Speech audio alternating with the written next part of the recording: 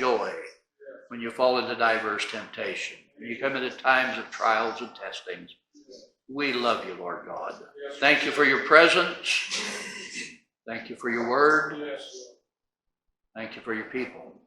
Thank you for your wonderful Holy Spirit.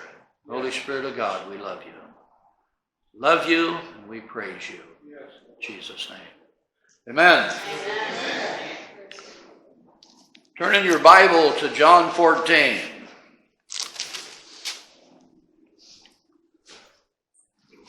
I shared this last week. Going to continue on this week. God has given to us a wonderful companion. Somebody says, oh, my wife. Well, she's a wonderful companion. Yeah. Amen? He's given us a wonderful companion. It's called the Holy Spirit. It's called the Comforter. The Comforter of God, the Holy Spirit of God. And in John chapter 14, we're going to read verses 16 and 17. We're going to do a little bit of a rerun today, too.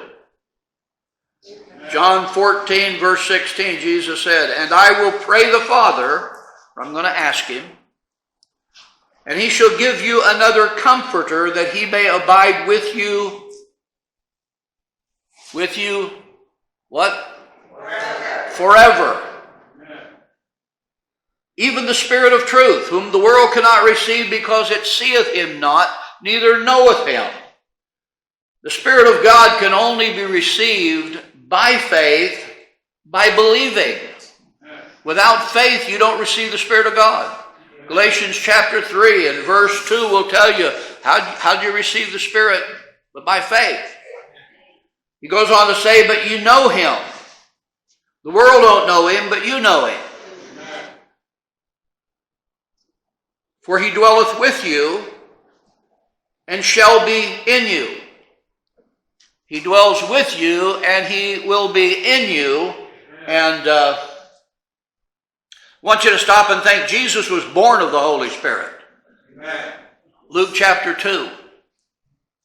How's this going to happen? How's this going to take place? He said the Holy Ghost shall come upon thee, and the power of the highest shall overshadow thee, and that holy thing which shall be born of thee shall be called the Son of God. Talking about born of the Spirit. Talking to Mother Mary. This is the angel Gabriel. Jesus was born of the Holy Spirit. Chapter 2, you go to chapter 3, and you find that he was filled with the Spirit, baptized by the Spirit, anointed by the Spirit for ministry. But he was first born of the Spirit.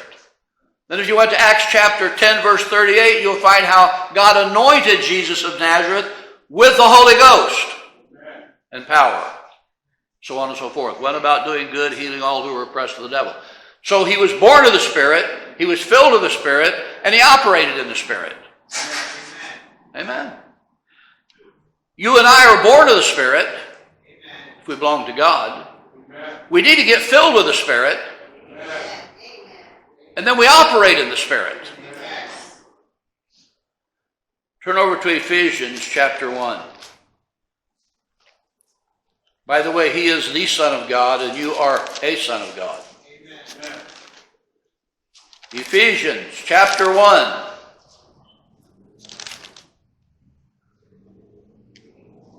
Verses 13 and 14. In whom? In who? Who? I'm not playing like I'm an owl. Who? In him, in Jesus Christ, in whom ye also trusted. After that, you heard the word of truth, the gospel of your salvation. In other words, you believed and you got saved. You heard the gospel relating to your salvation, you believed the gospel and you got saved. You trusted in Jesus Christ. How many's done that? Well, all you people didn't raise your hand, need to put your trust in Jesus today. Behold, today is the day of salvation, not tomorrow. Amen. Tomorrow may never come, today is. Tomorrow may not be.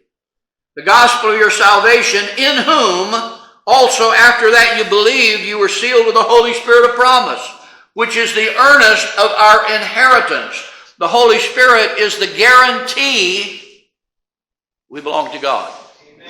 Holy Spirit is the guarantee that we have a place in heaven. Amen. Holy Spirit is also the down payment on the life that God has for you on the other side, in heaven. He's also the foretaste.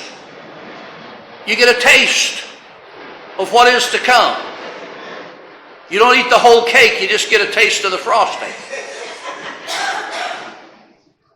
That's like the tribes over in Africa. Had a gentleman who was a missionary to Africa preaching here one time. And he said over in Africa, we're talking many years ago, he said the tribe would go hunting and they'd hunt an elephant. And one of the hunters would come running back to the camp or to the place where everybody was at, holding the tail, shaking the tail. And every time they come back shaking the tail, they knew they had an elephant. You come back without no tail, there's no elephant. Come back with the tail, and everybody's going to eat to the full, going to enjoy to the full for quite a long time to come from the elephant that he killed.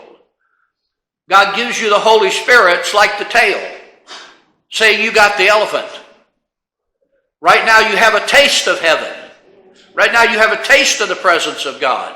Right now you have a taste of the things of God. You have a taste of the power of God.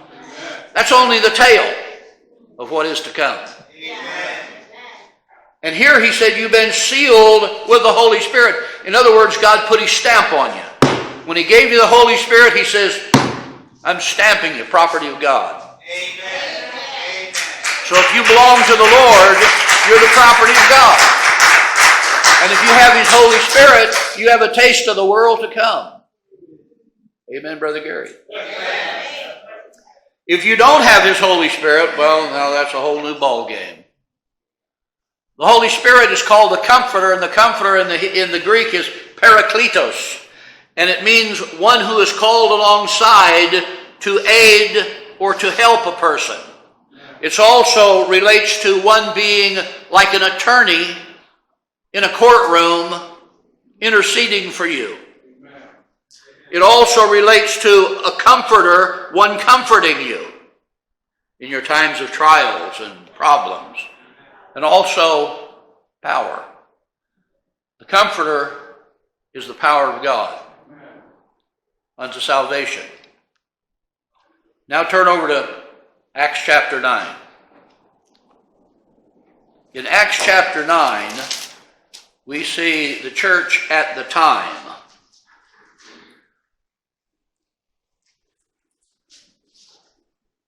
Relating to a gathering of God's people, a certain group of God's people.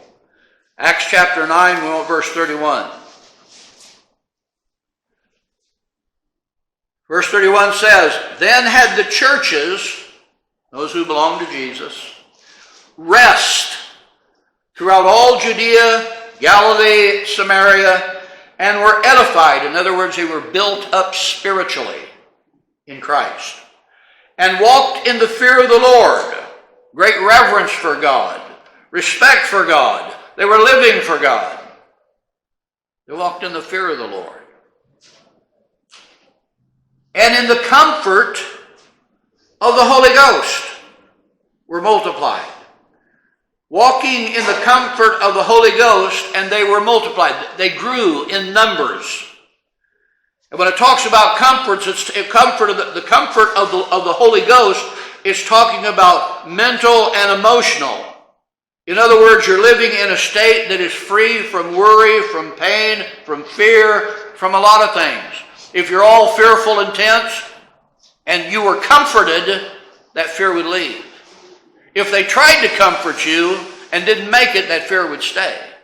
So they're walking in a peace that God has given to them in the comfort of the Holy Ghost. And as they're walking in the comfort of the Holy Spirit of the Holy Ghost, the Bible says the church grew. They were multiplied. The church is growing. Are you walking in the comfort of God's Spirit? Remember, I said God gave you a companion. gave you the greatest friend, the greatest companion that you would ever have in this world, that's with you forever. Amen. With you, shall be in you, now is in you, and he's in you to bless you, to help you, to strengthen you, to aid you, to empower you, to comfort you concerning the things that you go through, to take you through them, and also to represent you before God. Now listen, the Holy Spirit that God gives to us, these are some of the things that actually we saw last week. It gives us spiritual life. Remember I said Jesus was born of the Holy Ghost. Gives us spiritual life. He gives us a brand new birth, a spiritual birth into the family of God. And if you are in the family of the world, you have a worldly nature.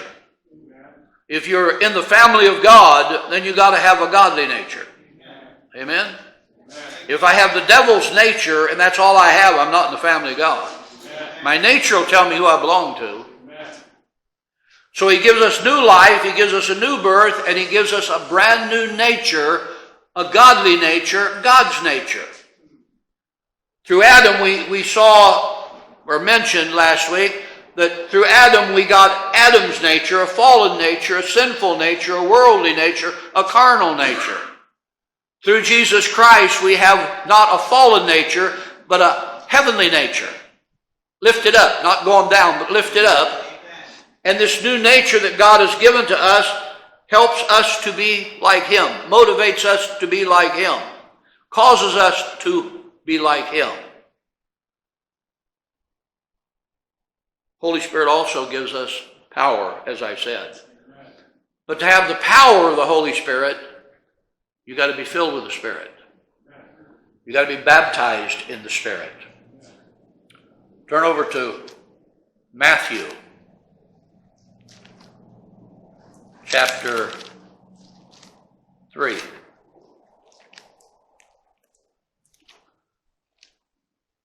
Matthew.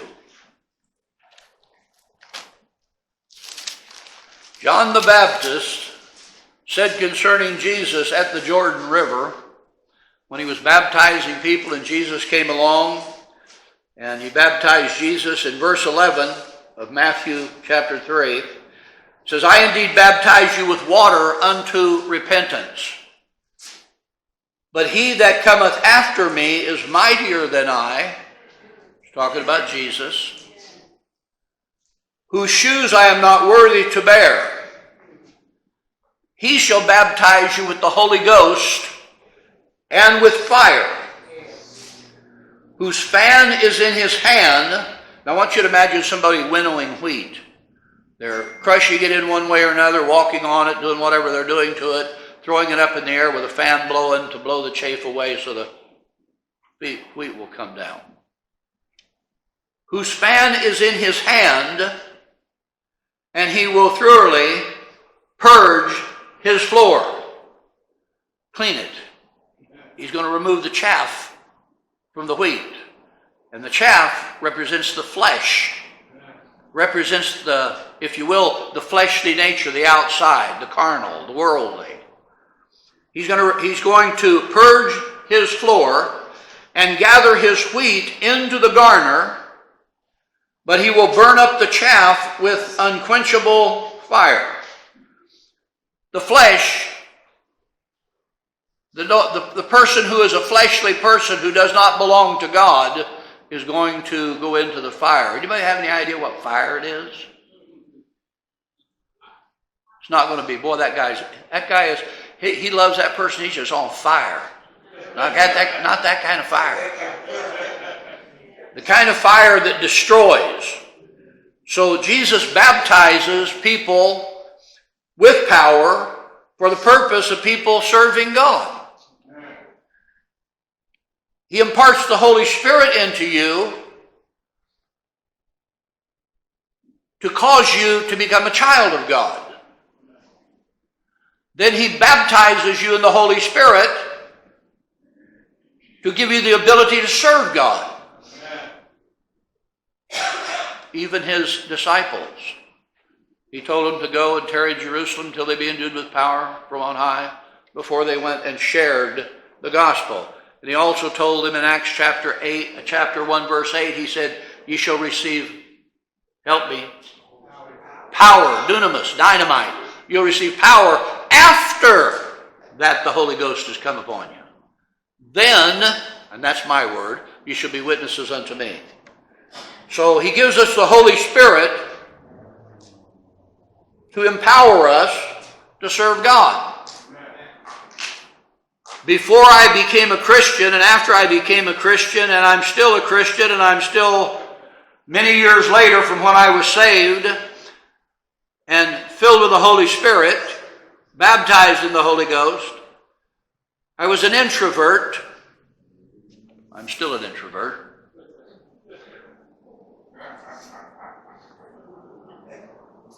And when God called me to the ministry, I said, I can't do that. I can't talk before people.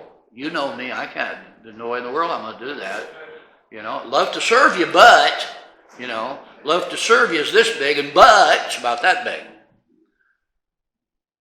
God basically said, don't worry about it. If any man serve the Lord, let him do it according to the ability that God gives. It says that in the book of Peter. God gives you the ability to serve him. God gives you the ability to do whatever it is that you're doing for him. And he gives you the power of the Holy Spirit to empower you to do it. In whatever way he wants you to do it, how he wants you to do it, when he wants you to do it, with whom he wants you to do it. But he went on to say here, he's going to baptize you with the Holy Ghost and with fire. This fire of the Holy Ghost, as we said Thursday night, is a fire that destroys bad, evil. And once it destroys bad and evil, it can bring or rebuild or build good. You have a fire and you can hurt somebody with it. You can have a fire and you can light it up and cook their food. You can have a fire and warm them up when they're cold. You can have a fire and lead them where they're going in life with the light of the fire. Or you can use the fire in the negative way and hurt them in many different ways. Their life, destroy their home, as many homes are being destroyed through fire. So he gives us the Holy Ghost to empower us, and he gives us the fire of the Holy Ghost to light us up, the ability to minister for him, but in the ministering for him, not the person, but the Holy Spirit, and the fire of the Holy Spirit destroys the evil and the bad that's in people's lives, brings them to the place of maybe repentance or whatever it is, rebuilds their lives, saves them, changes their lives.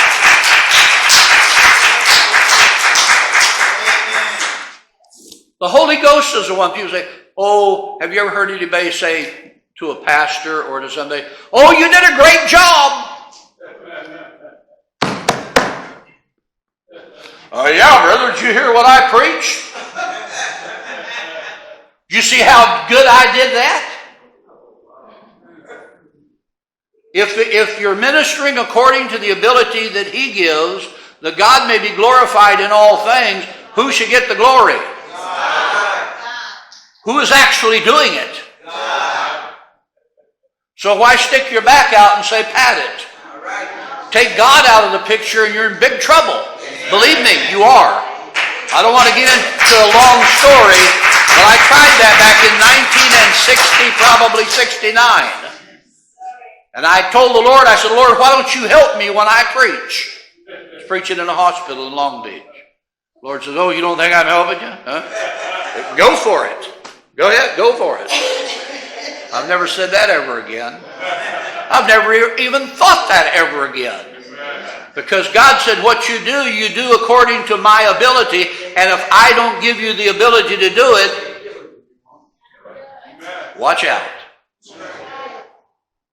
Become a fumbling, bumbling idiot. You realize how stupid you are when God backs off and says, oh, go for it. You know? Yeah. Well, I have the gift of healing, and I'm going to heal this person. Go for it.